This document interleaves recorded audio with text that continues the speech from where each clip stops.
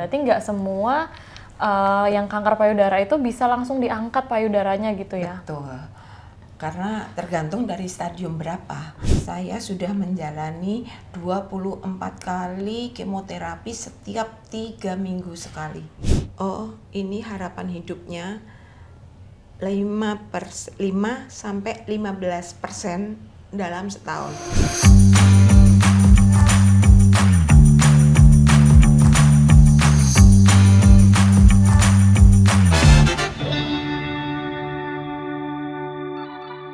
Hai Moms and Dads, welcome to YouTube channel Mother Care Indonesia. Hari ini bersama saya Jasmine, kita kembali lagi di acara podcast Keluarga Modern Parent. Keluarga Modern Parent hadir untuk Moms and Dads yang membutuhkan support kehidupan parenting dan keluarga ala Modern Parent. Di sini, Moms and Dads bisa mendapatkan cerita seru, informasi bermanfaat, dan juga pengalaman hidup menarik langsung dari sumbernya. Nah, di episode Keluarga Modern Parent hari ini, kita sudah kehadiran narasumber kita, yaitu Ibu Retno Martuti, atau yang bisa kita lihat username-nya di Instagram Eno 2508. Yes, betul. Nah, Bu Eno ini adalah salah satu breast cancer survivor ya, Bu ya? Betul. Nah, mungkin boleh disapa dulu nih Moms and Dads. Halo Mom and Dad. Nah, di hari ini mungkin nanti kita akan sharing-sharing cerita Bu Eno. Semoga bisa memberi semangat sekaligus edukasi juga para pejuang kanker payudara ya Bu ya. Siap. Nah, di episode kali ini kita akan membahas perjalanan Bu Eno karena kan di bulan Oktober ini yang kita tahu ini adalah bulan breast cancer awareness ya Bu ya. Mungkin pertama-tama nih yang pastinya biasanya ditanyakan oleh ke pejuang kanker payudara, awal mulanya tuh pada saat divonis itu pada kapan ya Bu ya? Jadi saya itu divonis tahun 2020 bulan Agustus. Tapi sebenarnya sakitnya itu mulai di 2019 di Maret. Oh oke. Awalnya di 2019 itu ya. Nah tadi itu berarti gejala awalnya tuh apa ya Bu? Gejala awal itu ada benjolan yang masih kecil banget. Masih kecil 0, berapa. Saya kan udah ke mamografi sama ke USG sama ke radiologi dan sama PET scan pada awal-awal itu. Oke, berarti memang dari benjolan kecil itu sudah menjadi gejala yang perlu diwaspadai ya Bu ya? Sangat harus diwaspadai secepat mungkin supaya nanti tidak bertumbuh itu kankernya. Oke, nah kalau waktu itu Bu Retno bagaimana cara mendeteksi dini? Kan itu kan maksudnya benjolannya kecil. Betul. Dan itu tidak kasat mata berarti ya? Karena terasa. Terasa. Kalau ini kan sering diraba gitu ya, kalau lagi mandi terutama, itu kan kok lama-lama ada kok benjolan ini kok agak sakit gitu loh. Tapi tidak berpindah-pindah, jadi stay di satu tempat. Oke, dan itu terasa sakit gitu ya pada Iya, saat itu? sakit walaupun cuma kecil tapi kita terasa. Oke, tadi kan Bu Retno juga sempat menjelaskan tes-tes yang dijalanin ya Bu ya. Ya. Nah itu dari awal berarti pada saat kita datang untuk konsultasi ke dokter, dokter langsung menyarankan tes-tes tersebut Bu? Iya betul. Jadi karena dokter kan juga raba, oh iya nih kayak ini harus mamografi, terus radiologi, terus USG, terakhirnya harus biopsi.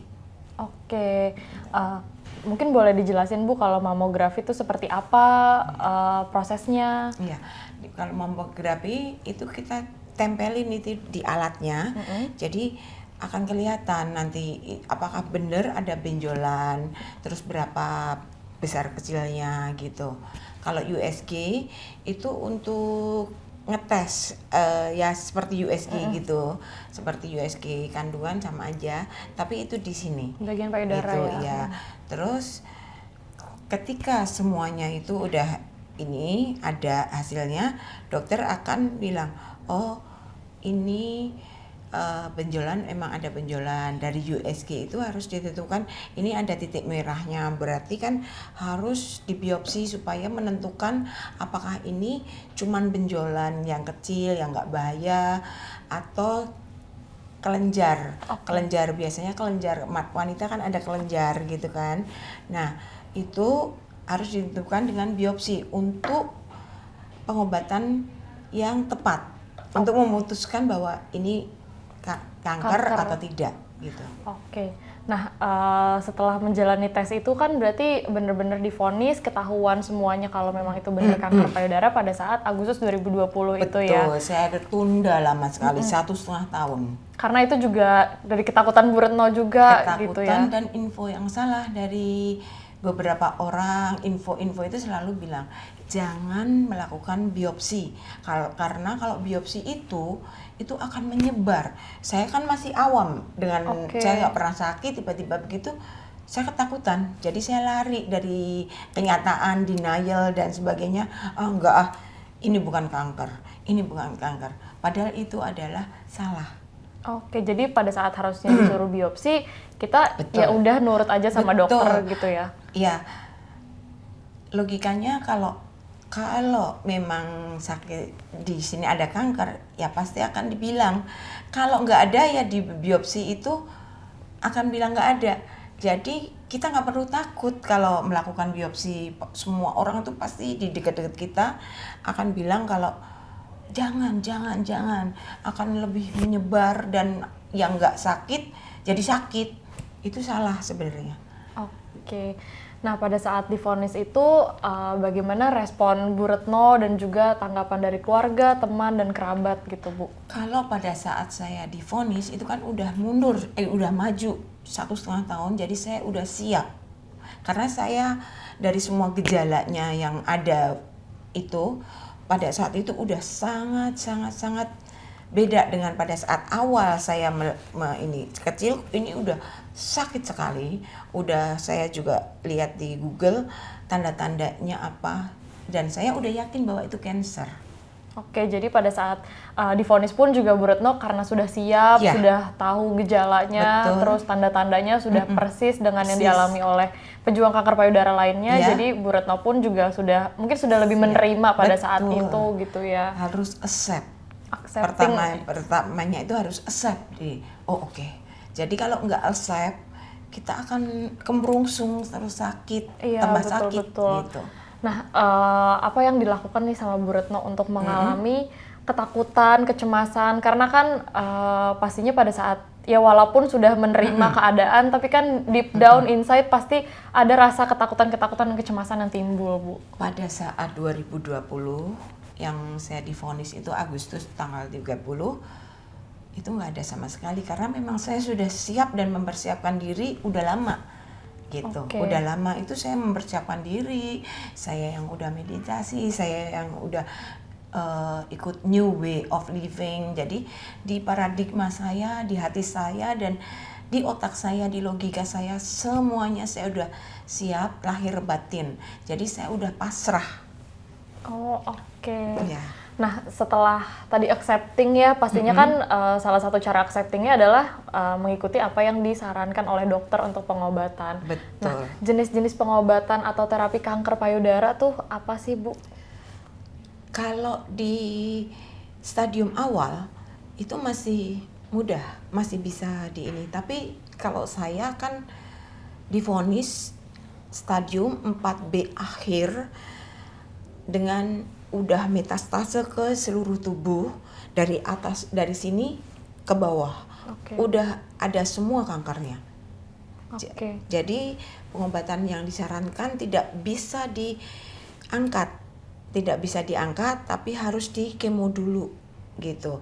Kalau nanti udah bagus, karena ini udah metastase, kalau diangkat itu justru akan memperburuk keadaan saya. Itu yang disarankan dokter awalnya.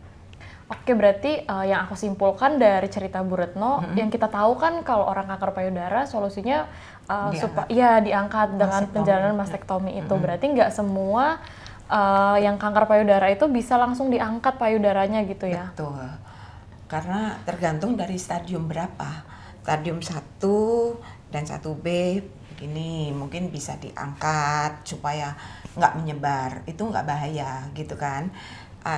Kalau 2 sampai 2B lain lagi ceritanya. Kalau yang akhir itu memang apalagi sudah metastase, bisanya kalau itu di kemo dulu. Dan itu saya cari ke bukan satu dokter.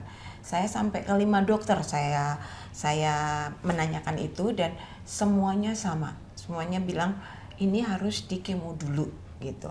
Oke, berarti udah bukan second opinion lagi ya pada saat itu 5 ya. opinion. 5 opinion. Sampai dokter Surabaya aja juga saya tanyain. Oh, oke. Nah, itu berarti Ibu udah menjalani kemo berapa kali, Bu, sebelum pada saat setelah divonis itu saya sudah menjalani 24 kali kemoterapi setiap 3 minggu sekali. Dan udah gitu sebelum saya melakukan ini kemoterapi, saya kan harus dites PCR. Saya kena pula. Oh, karena waktu itu lagi pandemi ya, 2020 tuh lagi cukup tinggi-tingginya juga. Lagi tinggi-tingginya dan itu yang bikin saya juga nggak ke dokter-dokter karena 2019 akhir itu ada pandemi di dunia iya, gitu betul, loh. betul. Oh, oke. Nah, berarti tadi kan Bu Retno juga memberitahu kalau misalnya menunda-nunda untuk pengobatan kanker. Nah, itu dampak yang paling signifikan nih dari menunda pengobatan kanker payudara. Iya, dampak signifikannya adalah kita itu memberi sel itu untuk berkembang. Jadi dari yang kecil 0,2 cm kalau waktu itu jadi 30 cm. Jadi dari yang kecil jadi gede, bengkak, berdarah, bernanah dan ada rembes darah gitu dari ya. puting. Iya. Itu udah bahaya banget gitu. Jadi jangan sampai menunda. Oke, benar. Jadi kalau misalnya memang sudah mengalami seperti gejala benjolan, itu benar-benar kita harus langsung waspada dan harus cek ke dokter. Karena kan juga ada tes yang sadari itu ya untuk kita meraba payudara sendiri untuk mengecek kayak gitu ya, Bu ya. Untuk mengecek gitu. Kita terasa kok sebenarnya, tapi ada yang mengabaikan, ada yang ini aku harus cek gitu. Setelah yang dari sini bersih, akhirnya saya kan ke otak. Iya, aku sempat baca di artikel. Ke otak. Setelah dari otak selesai, terus di tulang belakang itu kan ada sarafnya. Ini jadi di tulang belakang kanan kiri itu kan ada saraf. Sarafnya itu udah di ini sama kanker di sini tulang belakang sama yang di tulang ekor. Jadi itu yang paling bahaya sebenarnya dari semuanya, dari yang di otak udah sembuh terus akhirnya pindah lagi. Tapi sekarang ini saya udah dinyatakan remisi, jadi udah dites semuanya sembuh kanker total. Ya, kankernya sembuh, tapi itu bukan berarti nggak bisa. Oh, oke. Tapi maksudnya untuk saat ini kondisinya lagi bagus. Fit gitu Iya, lagi pemulihan tenaga.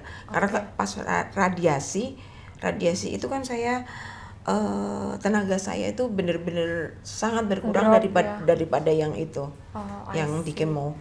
Oke, kita mau lanjut bahas nih pengobatan yang udah Ibu lakukan pada saat divonis kanker payudara. Mungkin boleh diceritain, Bu, itu pengalamannya dan berapa lama menjalani pengobatannya? Ya, kalau pas pertama kan saya di kemo. Nah, dari di kemo itu kan 24 kali setiap 3 minggu. Itu setiap berlanjut 3 minggu. Terus ya? Berlanjut terus. Tapi saya kan menjalaninya dengan senang, dengan happy, hati yang gembira adalah obat. Itu ada seorang yang ngasih tahu gitu.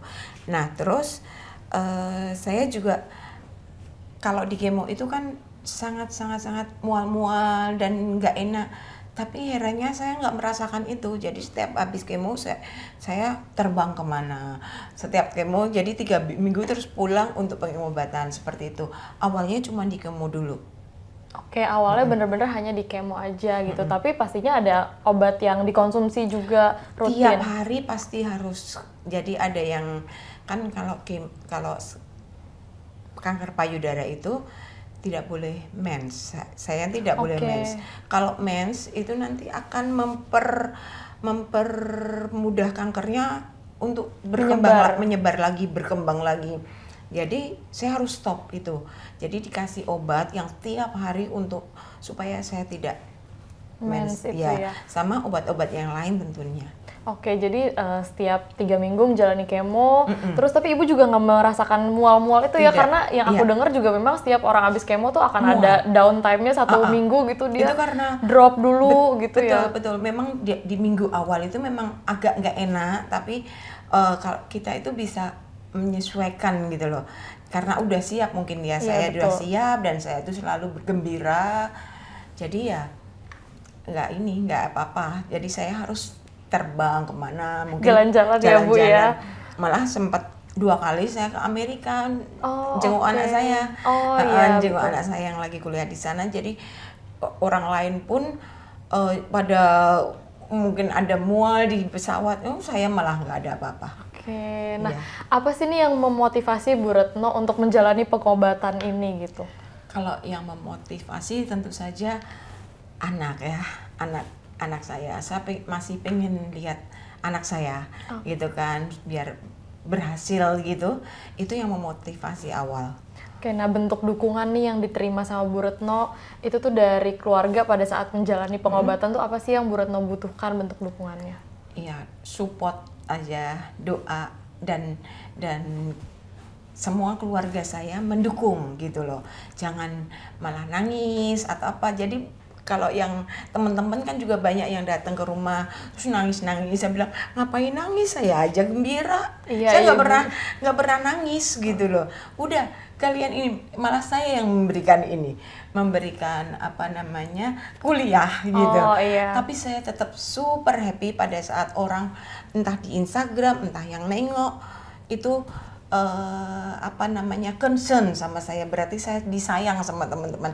Itu yang bikin saya benar-benar support saya. Oke, berarti dari ibu sakit ini ibu juga jadi tahu orang tuh ternyata banyak yang peduli dengan Bu Retno kayak gitu ya. Itu yang bikin saya itu ternyata banyak yang sayang sama saya gitu. Itu memberikan dorongan, motivasi yang kuat supaya saya bisa membuktikan bahwa dorongannya mereka itu ke saya itu nggak nihil. Jadi kuat. Itu yang bikin saya hari-harinya itu bikin saya happy. Oke, hasilnya adalah Bu Retno menjalani kemo 24 kali. Nggak bosen. Dan saya semangat. Dan pada saat beberapa dokter juga bilang kesempatan hidup, karena kan saya udah sangat atas kan. Iya, stadium 4 akhir dan menjalar kemana-mana, pastinya saya nanya kan. Terus dari itu gimana dok, saya kesempatan saya hidup, saya bilang gitu. Udah nggak usah, nggak apa-apa, saya pengen tahu, saya bilang gitu. Mereka bilang pada ini harapan hidupnya 5 sampai 15% dalam setahun. Oke, nggak apa-apa, saya bilang gitu. Padahal dengan dokter memvonis seperti itu kan banyak orang yang kadang udah down atau drop gitu. Kalau Bu Retno malah mungkin pengen membuktikan kali ya Bu ya dengan semangat yang dijalani. Biar bisa memotivasi orang lain yang terkena juga. Aku aja yang 4B akhir dan udah divonis begitu. Aku aja nggak apa-apa, aku aja masih seger dan happy. Dan masih bisa sharing di sini ya Bu Retno ya. Itu yang bikin saya tambah memotivasi saya untuk sembuh gitu. Oke. Nah, dari pengobatan yang Bu Retno jalani nih, tadi kan udah cerita kalau misalnya kemo dan juga ada obat yang dikonsumsi. Dari situ tuh ada nggak sih panduan lifestyle atau makan, kebutuhan nutrisi yang dikhususkan untuk Bu Retno pada saat itu? Sebenarnya untuk saya ya, untuk kasus saya, mungkin dokternya ya udah nggak apa-apa gitu. Jadi saya bisa makan apa aja. Yang penting kalau makan daging itu mateng, nggak mentah, nggak setengah mateng kan. Steak itu kan orang suka raw gitu ya. Iya, betul. Ini saya selalu sayur-sayuran pun sayuran yang udah direbus, bukan yang sayuran mentah gitu. Terus tentu saja harus mengurangi minyak, harus tahu diri lah gitu. Dokter cuman bilang harus tahu diri. tahu diri pada saat itu yang nggak sehat-sehat ya dihindarin gitu.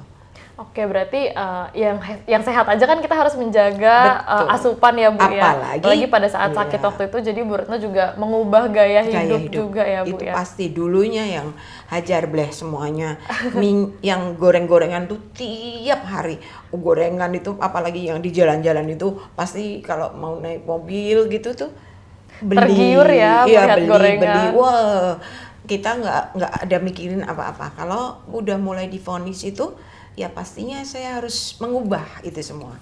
Mengubah supaya saya juga bukan cuman saya pengen hidup atau ayo gitu, tapi saya juga harus menyadari pola makannya, pola hidupnya gitu.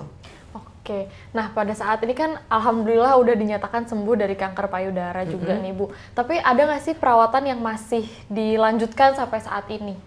Iya ada. Jadi perawatan kalau di obatnya kan tiap hari masih harus mengkonsumsi obat yang diberikan oleh dokter. Terus kalau yang lain-lain saya juga ada perawatan pakai air untuk rendaman itu. Oh, rendam untuk kaki rendam gitu. kaki namanya dengan air ekoenzim.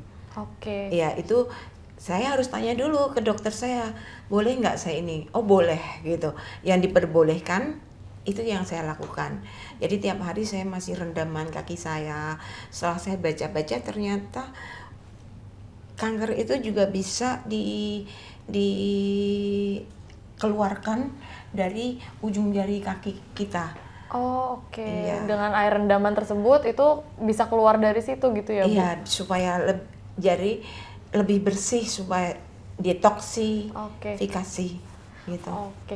Atau kayak ada kalau olahraga gitu, Pasti. itu Bu Retno juga menjalankan? Iya, saya setiap sebelum tidur saya peregangan stretching itu harus karena supaya memperkuat otot. Oke, mengembalikan lagi ya. Betul.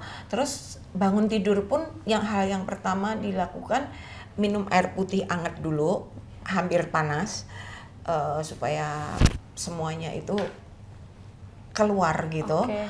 Dan stretching tentunya. Oke, nah kalau misalnya kayak meditasi gitu, itu juga Bu Retno jalankan daripada saat masih kanker? Iya, dari awal, dari sebelum kanker pun saya udah meditasi.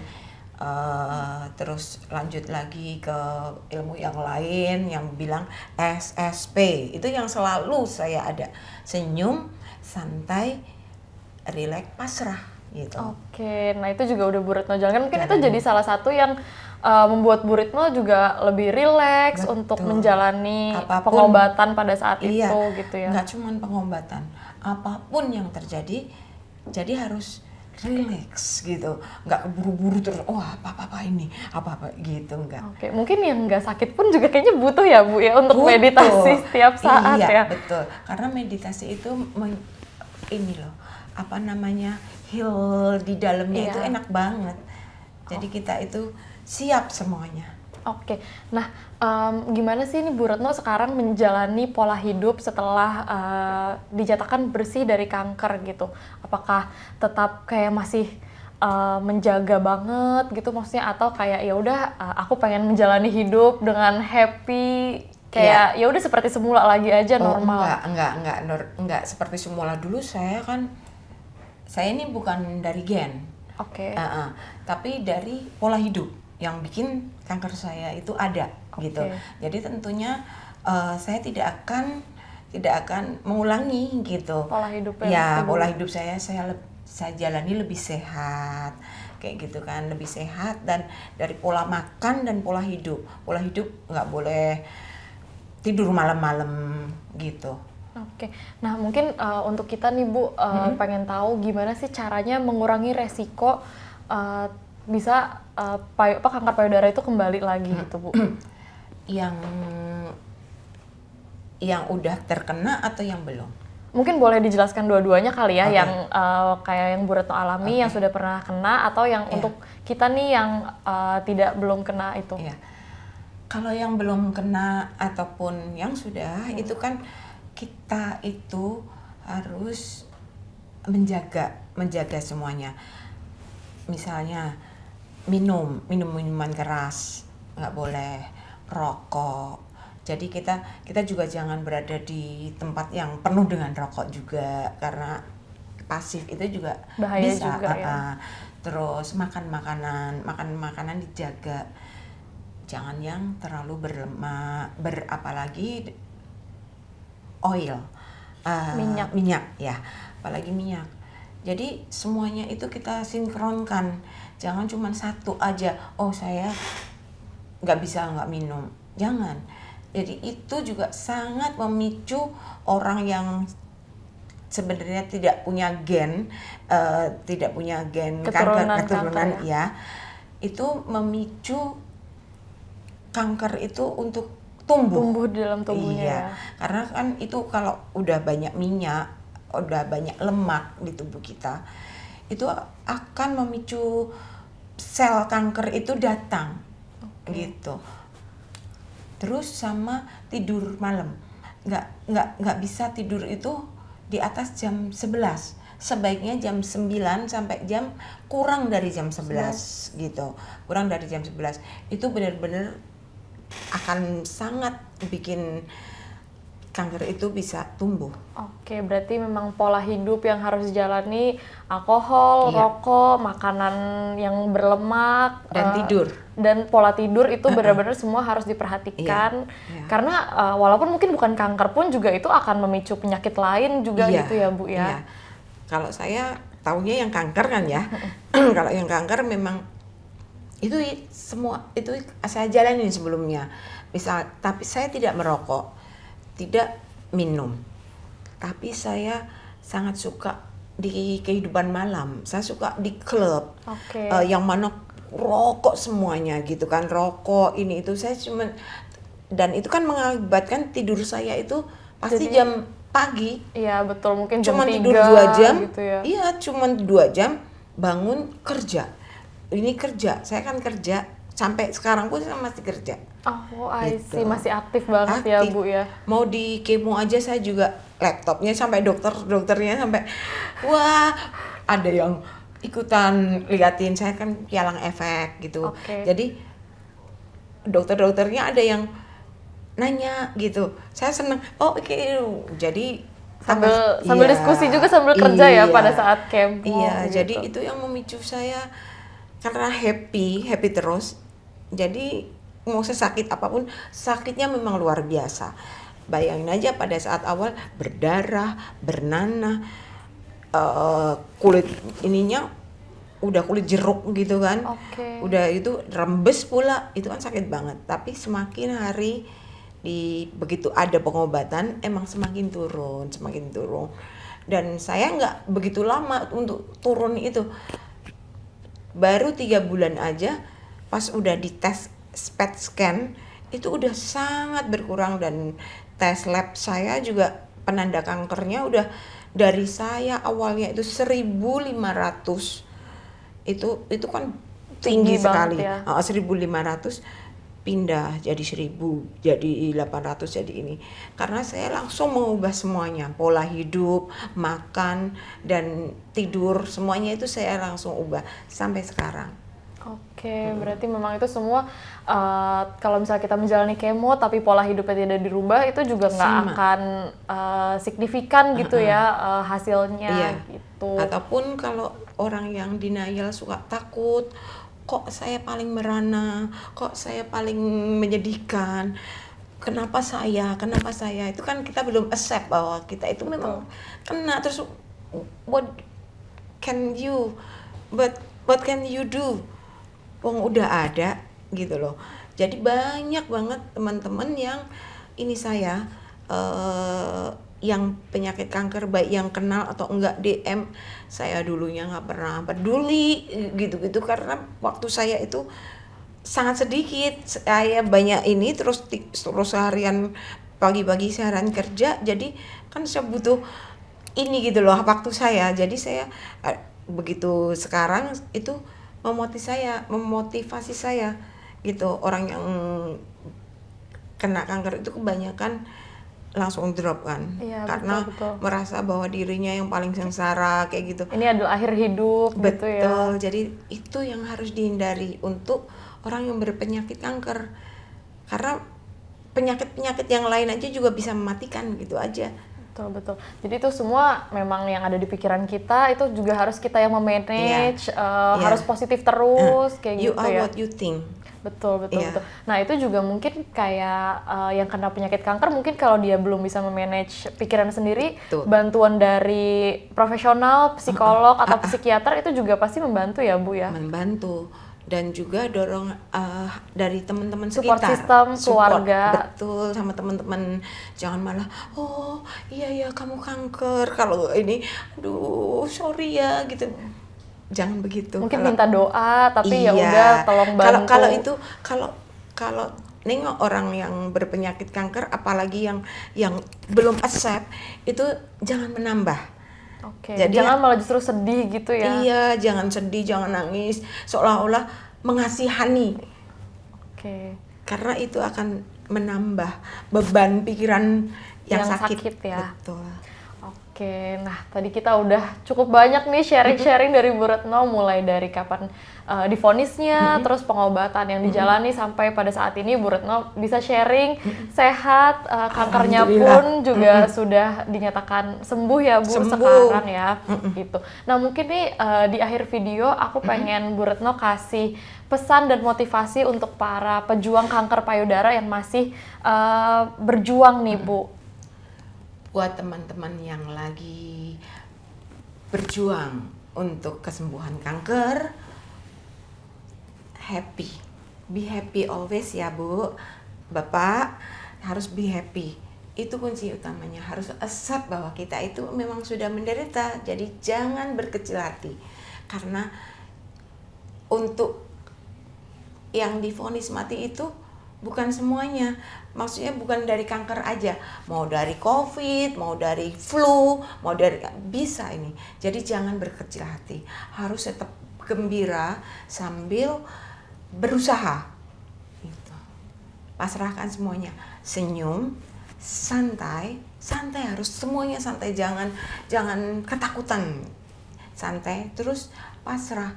Let God taking care of the rest. Jadi benar-benar dipasrahkan ke Allah atau ke Tuhan, siapapun namanya itu, harus pasrah total gitu. Biar Tuhan yang ini Mengatur semuanya. mengatur ya, Bu, semuanya. ya. Tuhan itu baik. Oke. Nah, itu tadi pesan dan motivasi dari Bu Retno untuk moms and dads yang mungkin juga mengalami hal yang sama, atau mungkin untuk kita nih yang alhamdulillah masih sehat juga, mungkin kita juga jadi bisa lebih waspada lagi dengan diri kita, bisa menjaga pola hidup atau merubah pola hidup sebelum mungkin terlambat.